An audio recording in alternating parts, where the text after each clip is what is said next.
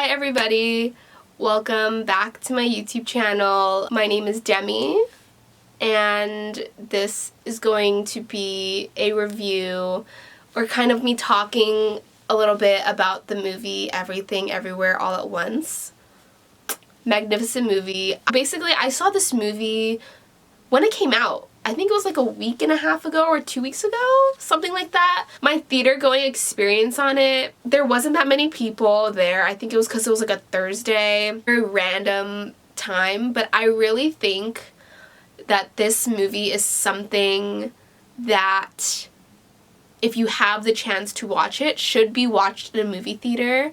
And this is the kind of film I believe should be supported by going to a theater, because I think the experimentalism of it, the premise and like the messaging and all of this stuff, it should be promoted, and we should tell production studios that this is the kind of movies that we want to see. We want to see the studios take risks and not have, you know, so many movies nowadays are very much about merchandise and about different franchises, but I really think more room needs to be made for films like this. Everything Everywhere All at Once, if you haven't watched it or you don't know what it's about, like everyone who has ever made a review on this movie has said, I think it should just be kept that way. You should just go into a blind. I will say it wasn't the perfect movie. I did have some flaws with it. Mind you, they were kind of minute, but going into it blind is kind of the best way to go about it. But just know that it is kind of a wacky experience, and if you don't want it to go into it fully blind, I will kind of give a little synopsis.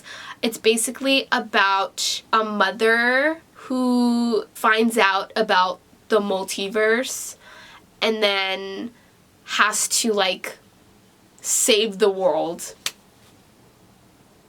because of it. Like, I don't know how else to explain it. So it stars Michelle Yeoh and a huge cast of characters.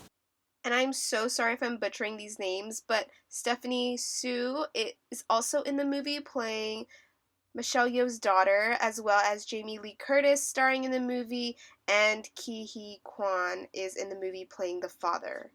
The title of the movie is really what the movie is. Like, it really is Everything Everywhere All at Once, and it's split into 3 different parts.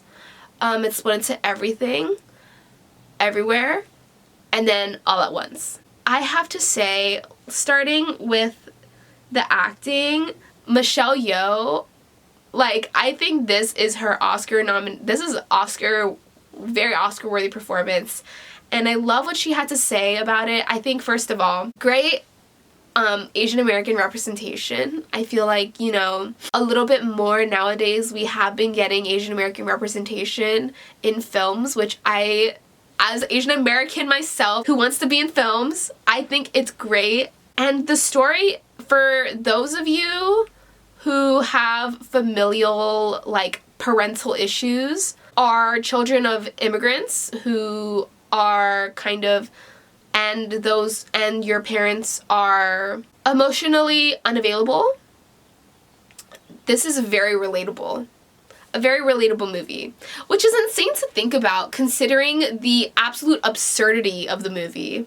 Everyone did amazing, but I have to say personally, the star of this performance, even though this is Michelle Yeoh's Oscar, like, nominated movie, like, I swear to God, if she doesn't get nominated at least for an Oscar, like, the Academy done effed up, you know what I mean? But this movie, I think, was, the star was Ki-hee Kwan.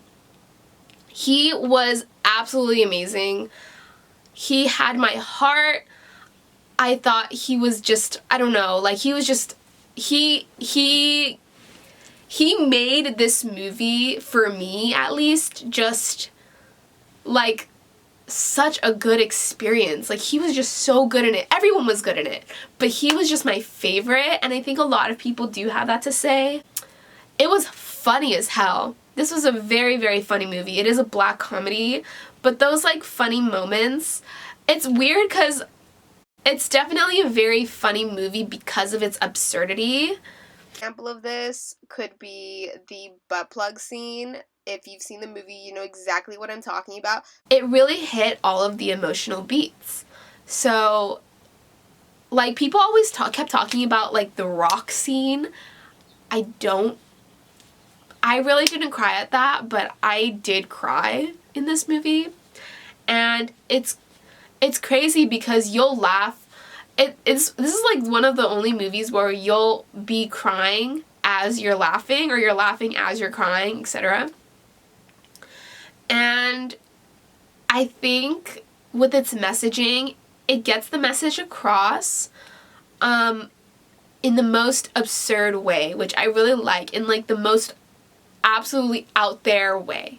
Like the actual message and themes of the story are so simple and so much about like family and like familial things. It's very metaphorical, but the way they get that across is just like in this most outlandish way, which I think, you know, is also a metaphor for the state of our world, you know, and like how crazy things move in our lifetime. The one thing that I honestly, though, didn't like about the movie, surprisingly, and I think that this is a very unpopular opinion, was its pacing. This entire movie was so fast-paced that it felt slow to me at times. And I don't know if that really makes sense. Like, there was just so much going on all of the time from the very beginning that at times I was just kind of bored of it, if that makes sense. Or like the fight scenes kind of went on too long. For example, like there's 3 parts, right? There was everything, everywhere, and there was all at once. So when they went through everything and then they got to the second part, everywhere, I was like, we're only at part 2? Like, I thought we were almost done with this movie. But I don't know if I'm just a dumbass bitch or if that's actually, like, if at times they slowed it down a bit, the message would have gotten across better. But I know at the same time, the point of the movie was to be fast-paced and stuff. But yeah, overall, I thought it was a great movie. I think that everybody should watch it.